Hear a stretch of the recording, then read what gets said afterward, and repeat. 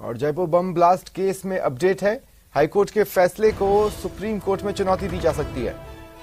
Supreme court में special leave petition दायर कर सकती है राज्य सरकार। आर्टिकल 136 के तहत सुप्रीम कोर्ट में एसएलपी दायर करने की तैयारी है। राज्य सरकार को आज अंतिम रिपोर्ट सौंपी जा सकती है।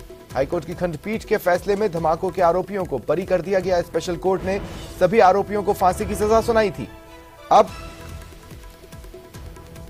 ऐसे में गंभीर सवाल खड़े हो रहे थे कि क्या जयपुर ब्लास्ट का जो लोग शिकार बने उन्हें कभी इंसाफ नहीं मिलेगा। विपक्ष भी सरकार पर हमलावर था ये कहकर कि ठीक से पैरवी नहीं की गई। अब खबर मिल रही है कि राज्य सरकार इस मामले में हाईकोर्ट के फैसले को सुप्रीम कोर्ट में चुनौती दे सकती है। ज्यादा जानकारी के लिए बात करेंगे सहयोगी राकेश शर्मा से। राकेश, क्या जानकारी है? बिल्कुल, देखिए, इस मामले में जिस तरीके से हाईकोर्ट की खंडपीठ का फैसला आया है और हाईकोर्ट की खंडपीठ के फैसले में जो खामियां आई हैं, जिसमें साफ तौर पर ये तथ्य सामने आए हैं कि जो जांच एजेंसियां हैं उन्होंने बम धमाके के जो आरोपी हैं उनकी प्रॉपर इन्वेस्टिगेशन नहीं की है। इसके अलावा सरकार ने जिन जिम्मेदार जो सरकारी अधिवक्ता हैं, एक सिस्टम है, उसको ये जिम्मेदारी सौंपी थी, वो खुद इस मामले की सही से पैरवी नहीं कर पाए।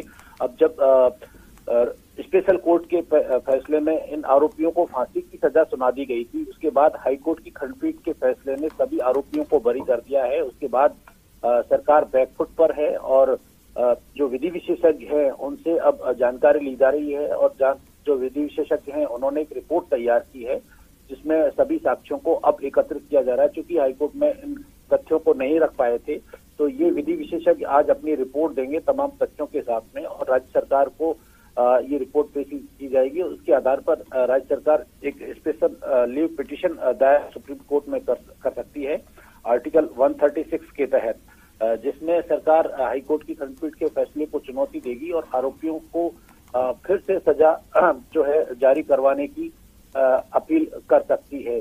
चूंकि रिपोर्ट तैयार हो गई है, आज राज्य सरकार को ये रिपोर्ट सौंप दी जाएगी। उसके बाद सरकार को निर्णय लेना है कि वो सुप्रीम कोर्ट में इसकी जो स्पेशल लीव पिटीशन कब दायर करती है। शुक्रिया।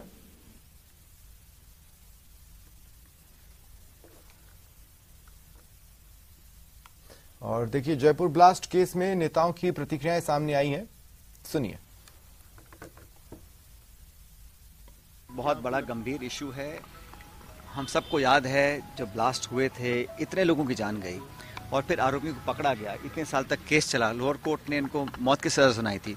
तो फिर ये तो गृह मंत्रालय को या लॉ डिपार्टमेंट को आत्मचिंतन करना पड़ेगा कि इतनी मौत की सजा सुनाने के बाद भी अगर हाईकोर्ट में, जैसा कि मैंने अखबार में पढ़ा है, जो ऑर्डर आया है उसमें कहा है कि इन्वेस्टिगेशन शायद ढंग से नहीं हो पाई थी या एविडेंस पूरी तरह कोलैबोरेट नहीं कर पाए थे या कहीं कमियां रह गई थी। ये बहुत ही गंभीर इशू है। मैं समझता हूँ इसमें तो जिम्मेदार लोगों पर जांच होनी चाहिए कि ऐसा कैसे हुआ। जब ये घटना हुई थी, मैं पूरी रात एसएमएस हॉस्पिटल में रहा था।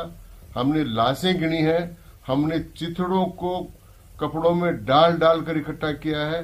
उस समय हम देख रहे थे कि कैसे हाथों मची हुई थी। उसके बाद एक न्यायालय के द्वारा उनको 4 को फांसी देना और उसी न्यायालय के द्वारा दूसरे के द्वारा उनको पूर्णतः बरी कर देना। आज रामनवमी है, मैं कहना चाहता हूं कि हे राम, ये कैसा अभियोजन है। जांच का जो पक्ष है वो शंका पैदा करता है। ऐसे में इस तरीके के संगीन मामले में सरकार की न्यायिक पैरवी की लापरवाही ये संदेह पैदा करती है। मुझे लगता है कि ये भी राजस्थान के अशोक गहलोत सरकार की तुष्टीकरण की पराकाष्ठा है।